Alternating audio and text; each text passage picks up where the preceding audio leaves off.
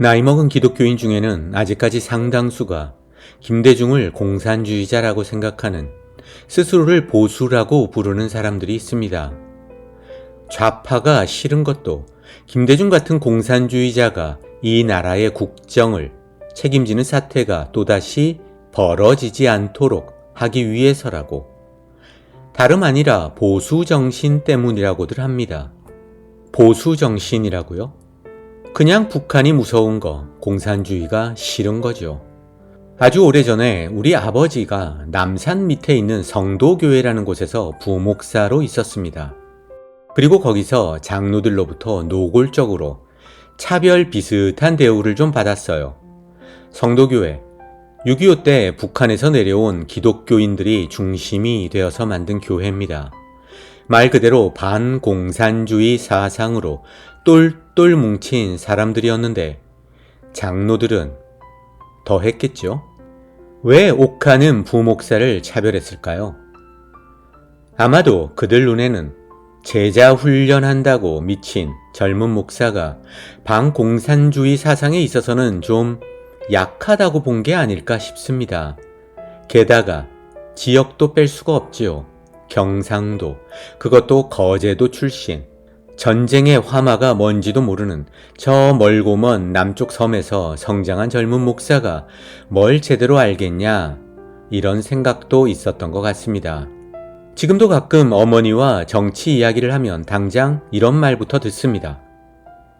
네가 전쟁을 알아?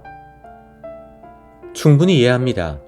생명을 위협하는 데이트 폭력에 시달린 여자가 어떤 남자를 만나도 색안경을 끼고 본다면 그걸 욕할 수 없습니다. 말 그대로 트라우마니까요. 동족 상잔의 비극 6.25 사변을 겪은 세대가 전쟁 트라우마를 갖는 거 당연합니다. 지금도 김대중, 그리고 김정은과 평화협력을 모색한 문재인, 이 두 사람의 이름만 거론되어도 부들부들 떠는 기독교인이 많습니다. 전쟁이 두려우니까. 전쟁을 겪은 적은 없지만 나도 전쟁이 무섭습니다. 그리고 북한하고 공산주의, 정말 싫습니다. 그런데 지금도 윤석열, 윤가라고 부르겠습니다.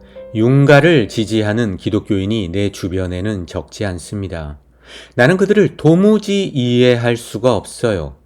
정상적인 기독교인이라고 생각하지 않습니다. 따라서 지금부터 그들을 개독이라고 부르겠습니다.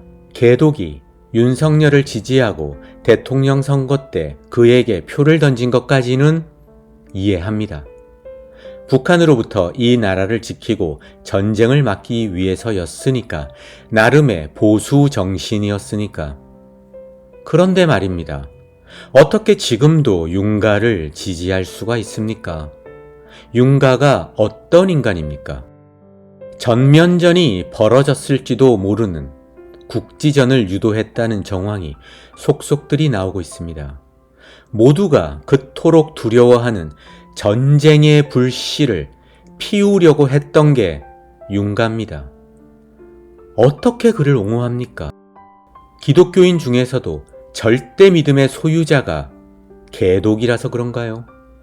야훼가 지켜줄 테니까 전쟁이 터져도 나하고 우리 가족은 안전할 거라고 믿어서인가요?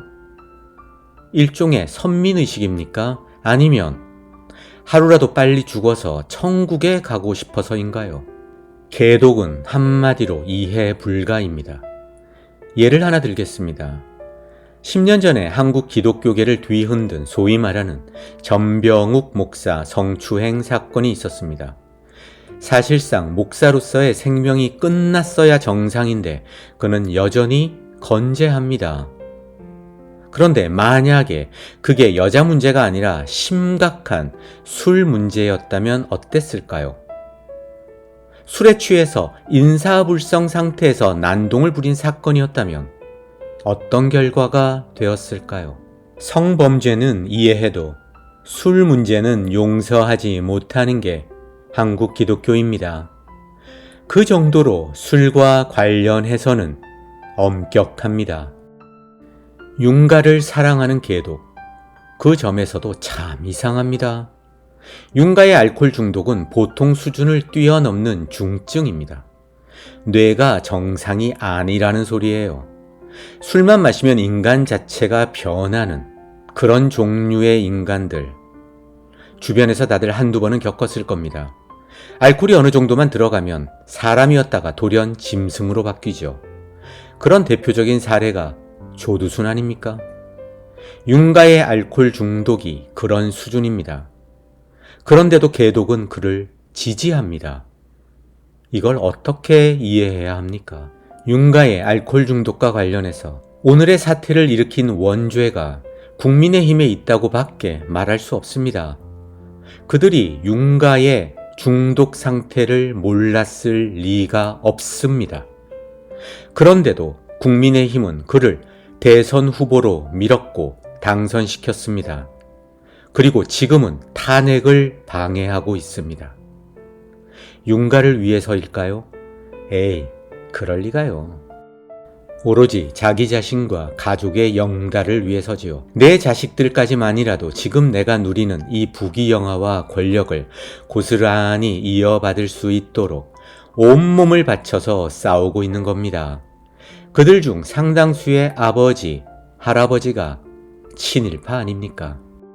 개독은 자신들이 가장 끔찍하게 여기는 술, 중증, 알코올 중독자 윤가를 지지합니다. 그들이 가장 저주하는 술독에 빠져서 우리 모두가 가장 두려워하는 전쟁 버튼을 만지작거리는 미치광이를 옹호합니다. 무슨 수를 써서라도 지켜야 한답니다. 개독은 스스로 심각한 모순에 빠져 있는데도 그걸 모릅니다. 이재명이 무조건 싫어서입니다. 왜 그렇게 싫을까요? 외아들의 심장 이식 수술을 앞둔 개독이 한 명 있습니다. 한국 최고의 의사가 수술을 하기로 했는데 아이고 알고 보니까 이 사람이 과거에 거짓말을 몇 번 한 적이 있다고 하네요. 개독은 과연 그 의사의 수술을 거부할까요? 그리고 평생 동안 거짓말이라고는 한 적이 없다고 주장하는 의사, 비록 수술 경험은 전무하지만 정직 하나만은 소문난 의사, 그에게 아들의 생명을 맡길까요? 그럴 리가요. 절대 그러지 않을 겁니다. 그럼 개독에게는 한 나라의 운명을 좌우하는 대통령이라는 자리가 외과 의사보다도 하찮은 겁니까? 왜 윤가를 하루라도 앞당겨 탄핵해야 합니까? 언제 전쟁을 일으킬지 모르는 시한 폭탄이기 때문입니다.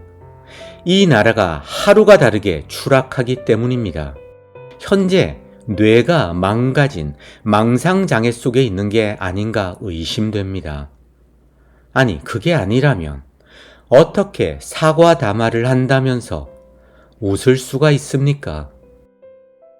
왜 윤가를 감옥에 보내 사면 없이 죽을 때까지 머물게 해야 할까요? 그의 건강과 무병장수를 위해서입니다. 그로부터 평생 동안 술을 떨어뜨려 놓을 수 있는 곳, 감옥밖에 없습니다.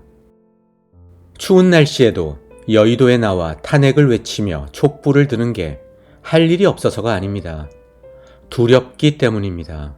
그리고 슬프기 때문입니다. 대한민국이 살고 싶은 나라가 아니라 떠나고 싶은 나라가 되어가기 때문입니다. 거기에는 그 누구보다 개독의 책임이 큽니다. 누가 감히 아니라고 할 수 있습니까?